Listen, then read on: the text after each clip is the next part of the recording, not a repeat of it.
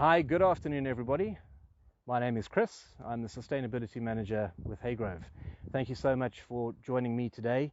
I've just got 10-15 minutes to have a chat with you guys about what Haygrove is doing here at its farm in Ledbury, and specifically around the theme of carbon, which, as we all know, is priority number one, certainly for agriculture around the world. So I think firstly a little bit about Haygrove.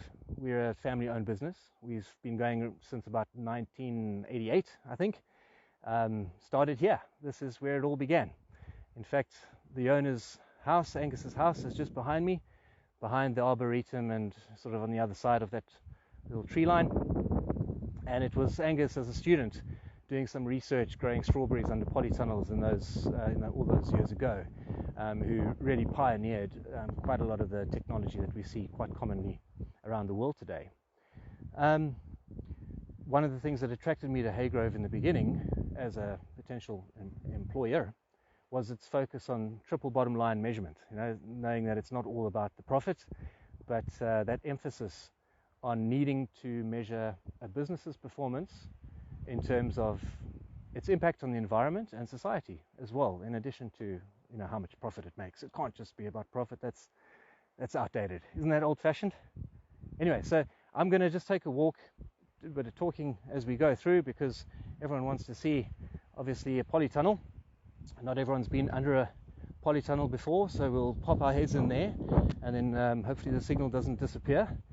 But maybe while I'm doing that, we'll just have a word on biodiversity. We've got, this farm is 60 hectares. It's 60 hectares of 500, which we have on farms in 4 countries around the world. We're also in China and Portugal and South Africa. And we've got 60 hectares under production, I should clarify. And there are additional hectares to that. About 29% of the total land area is allocated to green space, which is a really high number. I think if any farmer's got more than 10%, they're doing quite well. And I mean, you can see that for yourself. Lots of green space all around. It also includes about 11 linear kilometers of hedgerows and tree lines, which are just really important wildlife corridors. They do a great job of linking otherwise very isolated little patches of green, little islands of green. We all know that biodiversity, wildlife needs its corridors. So managing hedgerows is an important part of it, and field margins, etc. We're doing better, I think. We're speaking to the Wildlife Trust as well, identifying which key species we should be working hard to conserve.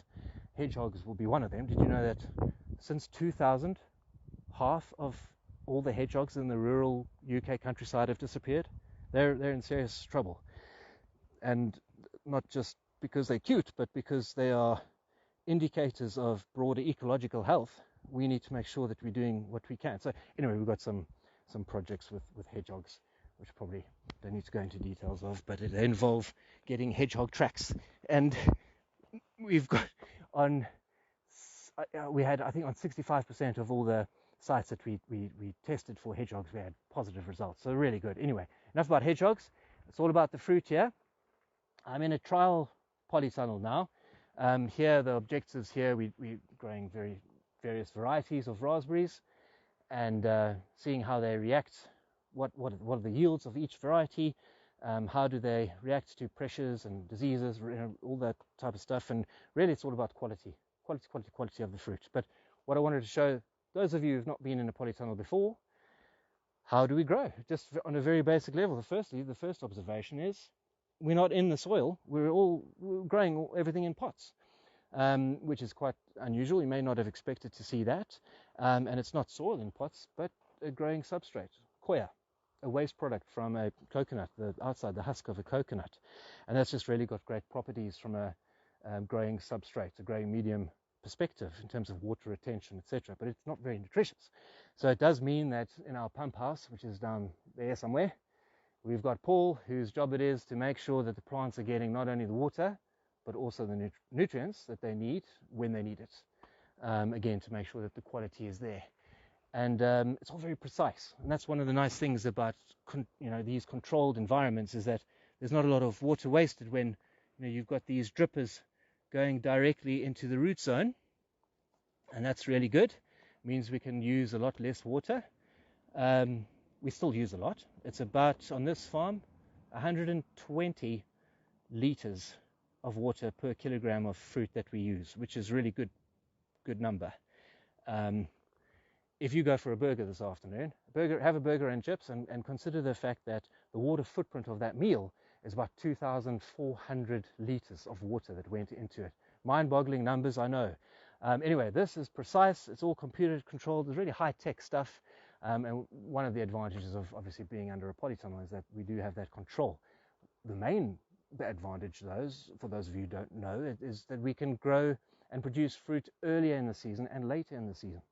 And that means more yield. The timing of the growing is really important. It means that we can sell fruit at times when the market conditions are more favorable. And that's what it's all about in terms of profitability. But as I mentioned, it's not just about profitability. It's also about the stewardship of the environment. And I mentioned biodiversity earlier. We have a few minutes left maybe to talk carbon. And our carbon journey started 10, 11 years or so ago with, I think at the time, an innovative switch which was made from fossil fuels to renewable biomass, taking advantage of the RHI that was still new in those days, around about then anyway. And since then we've done more. We've converted all of our electricity to 100% renewable supply, which is fantastic that is even an option here in the UK, and hopefully it will become an option elsewhere too. Here it just wiped off about 1,000 tons of our UK business carbon footprint, just like that, with one boardroom decision, which is so exciting.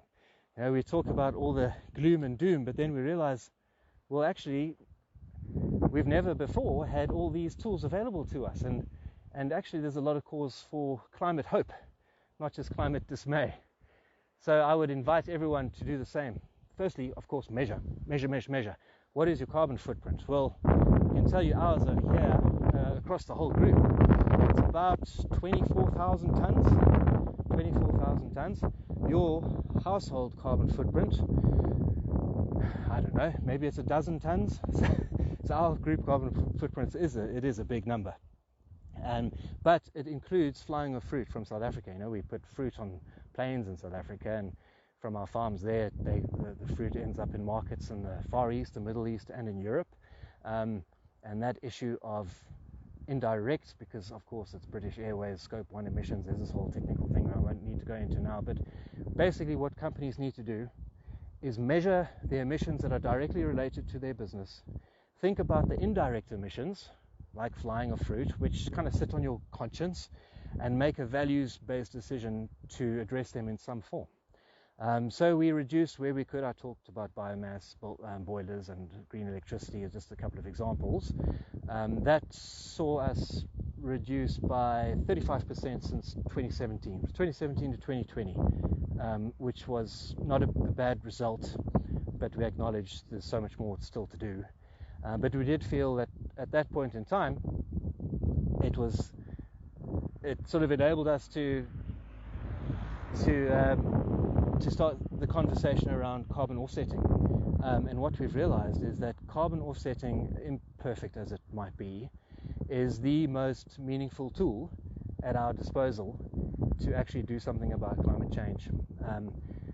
All of those projects that are out there benefiting from climate finance, because people like us are buying carbon credits from them, that's empowering for them. It's driving the carbon price higher. More projects are becoming feasible as a result. More trees are being planted, more innovation in renewables, more innovation in energy efficiency, etc. So I think I'll probably conclude it with that sentiment that we can do something about it, but we must do it now. Start with measuring, then of course reduce, and don't wait for perfection in methodology before taking that important step of offsetting. And once you've done the offsetting, you're not out of jail free. Of course, that is also just another step in the whole journey to net zero. So we're trying to get better. We're not there yet, but yeah, let the journey continue. Thanks very much for watching. Hope you have a great day.